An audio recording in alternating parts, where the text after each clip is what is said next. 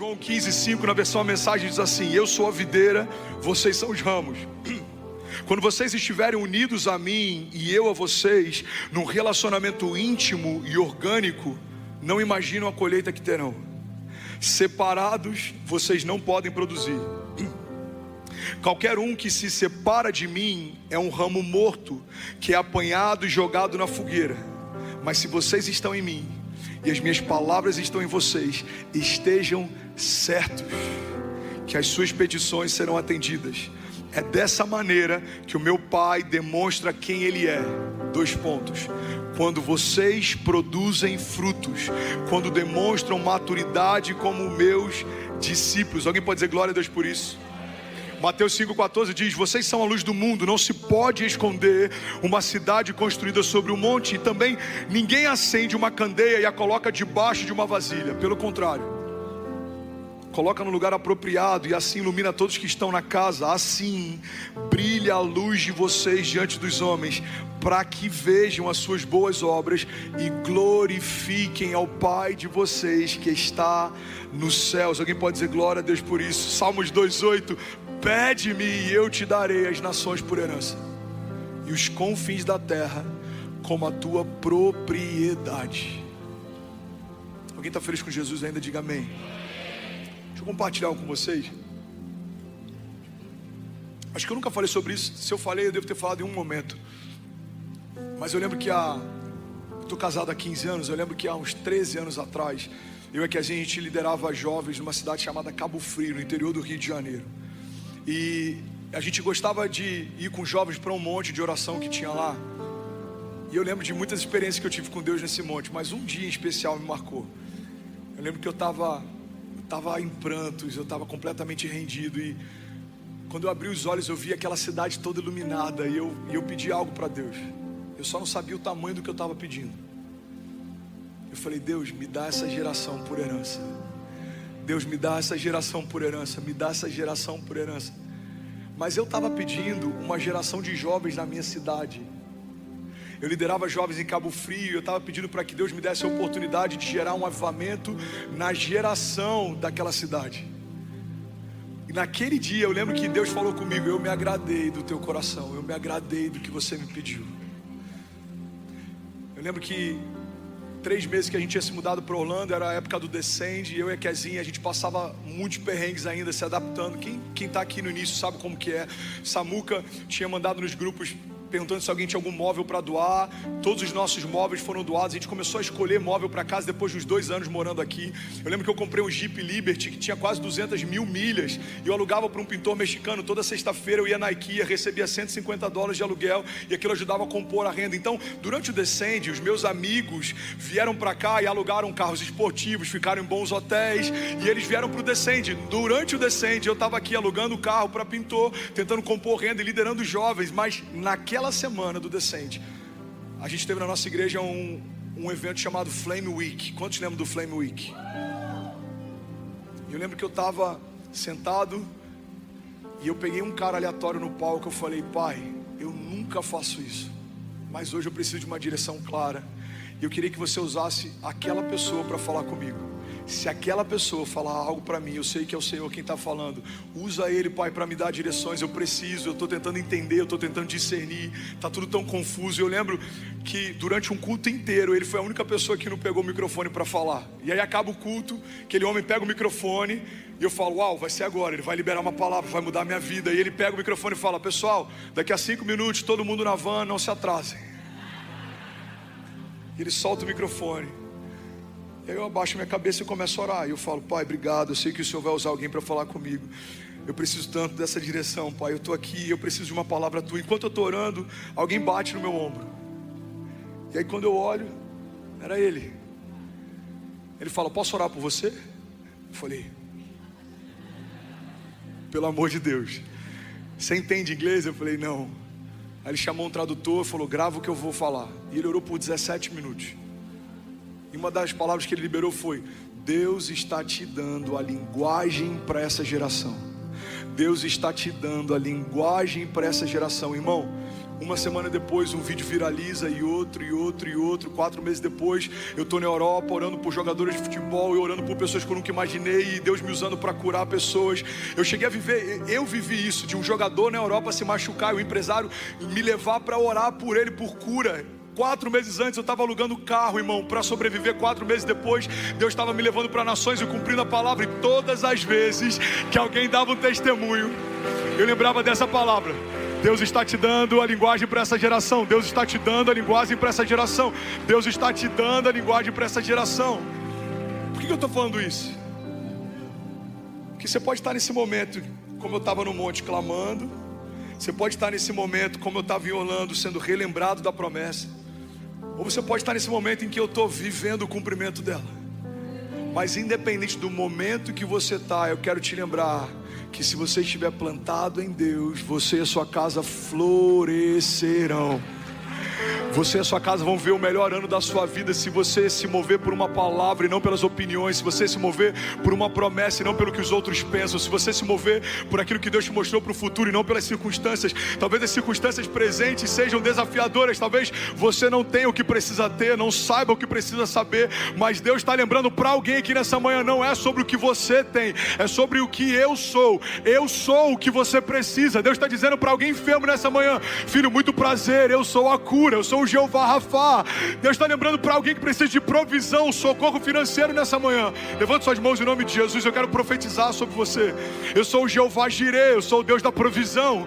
Deus está lembrando para alguém que está com medo, ansioso, preocupado. Deus está dizendo: eu sou aquele que luta as suas batalhas. Eu sou aquele que vai à frente das suas guerras. Não há nada que eu não possa fazer. Agindo Deus em nosso favor, quem impedirá o seu agir? Se Deus é por nós, quem será contra nós? Eu declaro em nome de Jesus, 2024, pelos olhos da fé, já é o melhor ano da nossa vida, em nome de Jesus. Se você concorda, diga amém. Será que alguém pode dar um brado de liberdade nesse lugar? Será que alguém pode, pelo amor de Deus, fazer barulho? Aleluia, aleluia, aleluia. Tem alguém feliz com Jesus ainda? Diga amém. Pede-me e eu te darei as nações por herança, os confins da terra como a tua propriedade. Eu tenho 5 minutos para finalizar. Amém. Vocês são lindos, vocês são incríveis. Mas eu tenho que correr, senão daqui a pouco acaba o meu tempo, a banda sobe e não vai ser legal. Sabe uma coisa interessante sobre os bonsais? Que Deus me ensinou enquanto eu pregava sobre eles. Pega isso aqui, irmão. Eu estava pregando sobre isso em Alphaville e Deus disse: filho, você sabe por que quando a árvore é pequena o fruto é pequeno? Porque quando os galhos são frágeis, eles não suportam os frutos muito grandes. Pega isso aqui, irmão. Tem muita gente questionando a quantidade e o tamanho dos frutos, quando deveria estar se preocupando com a força dos seus galhos. Não reclame daquilo que você não tem estrutura ainda para suportar. Isso não é punição, isso é zelo. Por que a gente não frutifica enquanto não está pronto para frutificar? Porque se você coloca um fruto num tamanho normal, numa árvore que se tornou anã, o fruto vai quebrar o galho. O fruto vai romper a estrutura, o fruto vai trazer morte ao invés de vida. Irmão, por que Deus não nos dá tudo aquilo que a gente quer no momento em que a gente quer? Porque Ele está zelando por você. Não é punição, é zelo. Guarda isso aqui em nome de Jesus. Se Deus tivesse me confiado aquilo que me confiou no tempo presente, há 10 anos atrás, eu teria me perdido ou deslumbrado. Se Deus tivesse me confiando aquilo que Ele vai me confiar nos próximos 10 anos, no tempo presente, talvez eu não saberia lidar com tudo que Ele vai me confiar. Então é por isso que Deus, Ele sempre vai gerar em você uma frutificação proporcional às suas raízes e aos seus galhos. Alguém está comigo aqui? Diga amém. Sabe qual é o problema? É que os frutos podem se tornar um peso para quem não tem estrutura. Fala para quem está do seu lado: os frutos podem se tornar um peso para quem não tem estrutura. Me dá um exemplo, pastor. Já viu aquele cara que sonhava em ter uma família e hoje ele vive reclamando dos desafios que é ter uma família? Cara, não aguento mais a minha esposa. Cara, não aguento mais, eu chego em casa, meus filhos choram, não consigo dormir, meu filho chora toda noite, ele acorda de madrugada, eu tenho que trocar fralda, eu tenho que dar mamadeira. Cara, eu não aguento mais, os funcionários, toda hora é um problema, é um problema trabalhista, é um problema de algum funcionário me deixando, eu tenho que recomeçar. Eu ensinei a profissão para ele, ele montou um próprio negócio e agora ele saiu e montou a própria empresa. Irmão, não reclame daquilo que um dia chorando você pediu para ter. Só tem problemas na empresa quem é empresário. Só tem problema com os filhos quem é pai. Alguém comigo aqui? Só tem desafios para lidar com a imigração na América quem entrou na América. Só tem problemas para gerenciar o desafio que é uma igreja quem lidera uma igreja. Você consegue imaginar? Lá em Alphaville a gente tem 15 mil pessoas por semana. Somos quase 70 funcionários só no nosso staff, no núcleo principal. Batizamos 14 mil pessoas no último batismo. Ficamos quase 3 horas na água. Agora eu posso reclamar que o batismo está demorando demais, ou eu posso me constranger e lembrar que em algum momento eu chorei pedindo para viver algo parecido com isso, mas eu nunca imaginei que eu viveria algo perto disso. Irmão, só tem um problema de ficar 3 horas nas águas batizando quem batiza mais de 1.800 pessoas numa tarde. Alguém comigo aqui? Então guarda isso. Os frutos se tornam um peso para quem não tem estrutura. Você pediu para uma família, lidere ela. Você pediu para uma empresa, governe ela. Você pediu pelo chamado, seja fiel a ele. Você pediu para vir para uma outra nação, enfrente de cabeça erguida os desafios de ser estrangeiro numa terra estranha. Já pensou se a gente perdesse tudo que a gente reclama? Já imaginou se um dia Deus removesse da nossa história tudo que a gente reclama? Você fala, não aguento mais a minha mulher. Viúvo. Cara, não aguento mais esse trabalho. Demitido. Não aguento mais essa empresa. Falido. Não aguento mais essa igreja. Desigrejado. Você já imaginou? Não aguento mais esse cabelo. Careca.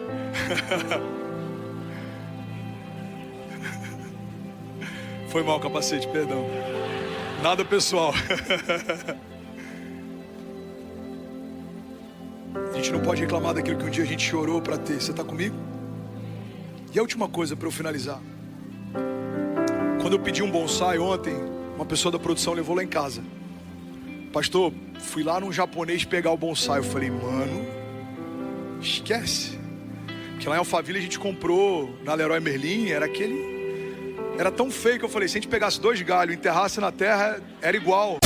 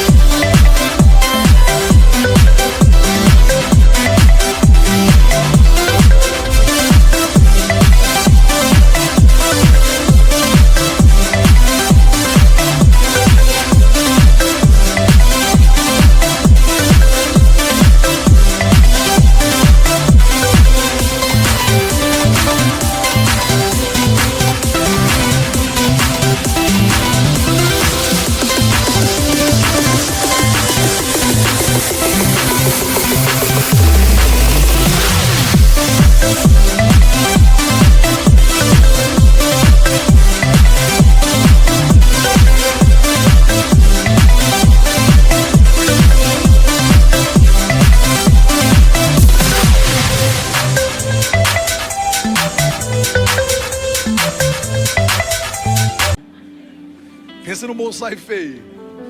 Falei, isso aqui não é um bonsai, isso aqui é um broto, gente. Pegaram um broto, botaram no vaso, escreveram bonsai. Aí vim pra Orlando, cara, tô indo num japonês pegar. Eu falei, esquece Orlando, irmão. Deve ser tipo do Avatar, aquela árvore da vida do Animal Kingdom. Aí chegou o bonsai. Aí eu falei, mano, ele é de plástico? Ele falou, pastor, tem problema? Eu falei, tem. Qual que é o problema, pastor? Ninguém vai ver de longe. Eu falei, mas árvores de plástico não frutificam. Aí Deus falou comigo, entrou na mensagem ontem de madrugada, a última chave. Tudo que é artificial é estéril. Pega isso aqui, irmão. Tudo que é artificial é estéril. Então, não se preocupe em parecer ser, porque Deus não unge quem você finge ser. Deus unge quem você é. Você está comigo? Recebe isso aqui em nome de Jesus. Deus não unge personagens, Deus unge pessoas. Você nunca vai ver um Mickey ungido. Por quê? Porque é um personagem, não existe, é fictício, é artificial. Mas você e a sua casa podem caminhar debaixo de uma unção de Deus. Você nunca vai ver alguém que é fake fluindo na unção. Por quê? Porque Deus não capacita algo que não foi gerado nele. Você nunca vai ver um ministério fake frutificando. Você nunca vai ver um ministro fake frutificando. Você nunca vai ver uma pessoa fake frutificando. Por quê? Porque tudo que é artificial é estéril. Mas aquilo que está plantado em Deus, diz a palavra de Deus, florescerá. Você recebe isso? Então fica de pé no teu lugar. Eu quero profetizar sobre você. Levante suas mãos, feche teus olhos. Você que é batizado com o Espírito Santo, abre a sua boca, libera o seu som. Seja livre em nome de Jesus. Seja livre, seja livre, seja livre.